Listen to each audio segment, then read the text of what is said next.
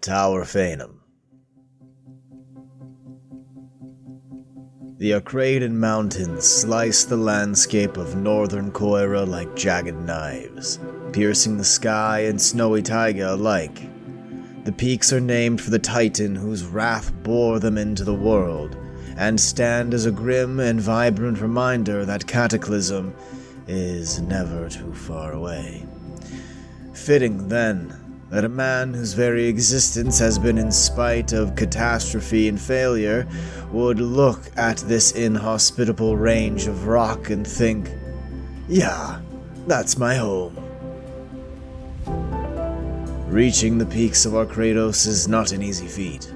For most, it means harsh conditions, impassable terrain, and a lethal journey up deep snow and sharp rock, and yet one can pass through the stone arches and icy pillars if you know the way. On the other side, you might find an inner paradise, for tucked in between the stark mountain peaks are lush, wintry valleys, where one can find veritable gardens of evergreen forests populated by arctic critters and dormant spirits, all waiting patiently for the discerning traveler to explore, should they survive the journey there. The Arcane mountains are not far from the northern town of Avrion, Magnus's childhood home, from whence he fled as a youth to pursue wizardly knowledge and escape the charred corpses of his incinerated family. His travels took him all over Coira and sometimes beyond, but strangely his heart brought him back closer to home. And so when he met his love and soulmate Mortalia, and it became time to plant roots together, his mind wandered hazily towards the mountains of his erstwhile territory. And thus, that is where Magnus and Mortalia built their tower, right upon a lush crevasse of mountain deep within the rocky teeth, a remote and resilient homestead erected magically by the combined will and loving devotion of the enchanting couple. However, to build such a tower in the mountains, they would need help. Help to shape the stones, to clear the snow, and lay a foundation upon which their love and estate could grow. So they employed the use of elementals, spirits with strong primordial ties to the four great titans, and to have access to the magic of their slumbering forebears. They would need 4 elementals to produce their masterwork of magical masonry: earth to shape the stones and raise the iron for the struts and beams, water to mix the clay and carve away the landscape, fire to heat the bricks and shape the metal, and air to float the components into shape. Magnus and Mortalia found a patch of pine forest in the nape of the high mountains. Magnus was tasked with finding the spirits they required and enlisting their aid, while Mortalia set to clearing a patch of forest for their construction. A powerful and lethal sorceress, Mortalia applied her mastery over life and death to lay waste to the dense and brooding forest. With broad strokes of her hands, she swung an epic blade of bitter cold and icy wind that, though unseen and ineffable, cut through pinewood trunks as if they were blades of grass sliced apart by trimming shears, and the forest shuddered as thousands of tons of wood fell in a single swoop. And just as well, for as the trees and hedges were felled before her, the forest and lands behind Mortalia began to swell and grow.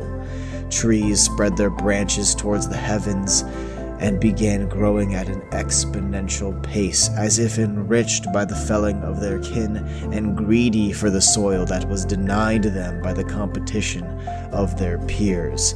Mortalia's magic has balanced the scales, and the result is a cleared patch of earth, flat and pristine, perfect foundation for the tower. Meanwhile, Magnus began searching the mountainside for the components he would need to summon the elementals. He explores his environment like a ragged billy goat, bounding up and over rocks and through caves, climbing in and out of streams and bogs and all manner of wet, decaying woodland, and along the way he gathers small tokens of the elements as he jumps and bounds hither and thither. Around the mountains he finds bird feathers, collects vials of bog water and stream water, chunks of coal and iron, and even a small bit of magma from deep within a cave below the mountain's surface. After a while, returning to his wife, the wizard prepares a ritual in the freshly cleared woods, the accelerated growth from Mortalia's magic providing a natural circle of high wooded walls around the freshly made lawn. Around the stumps of felled trees, small flowers were blooming, and Mortalia was using her magic to clear the logs and create an open space. The flowers that bloomed were black widow flowers, Geranium Phaenum, and their deep bloody purple petals unfurled rapidly around the feet of the couple as they prepared their magic. The veils summoned the help they required, 4 elementals, one of each kind, all of whom were made entirely of their respective element, and taking a humanoid form of differing proportions.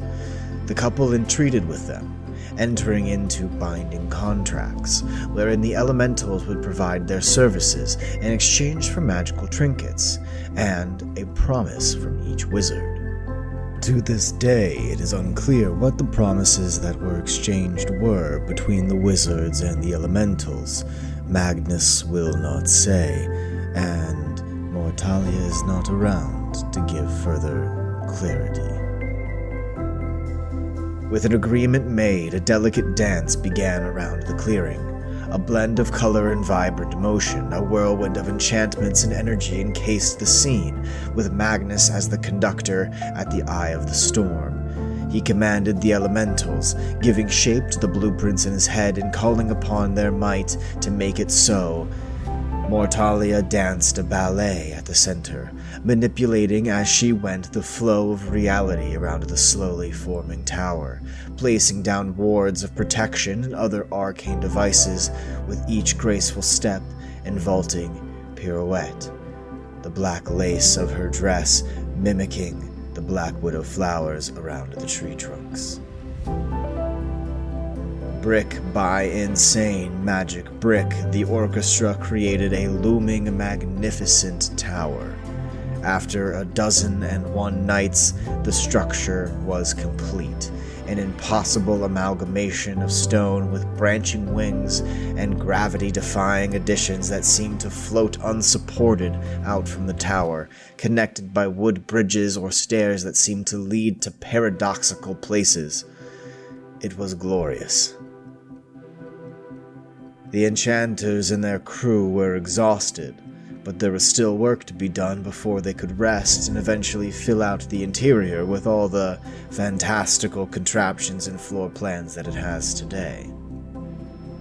Mortalia guided the spent forms of the 4 elementals into the middle of the empty tower, and coaxed them into a tight group. With one last ritual, she completed the terms of the agreement and fulfilled the magical contract. The elementals began to merge in the midst of her magic circle, their individual bodies losing shape and instead forming a glob of energy and roiling power.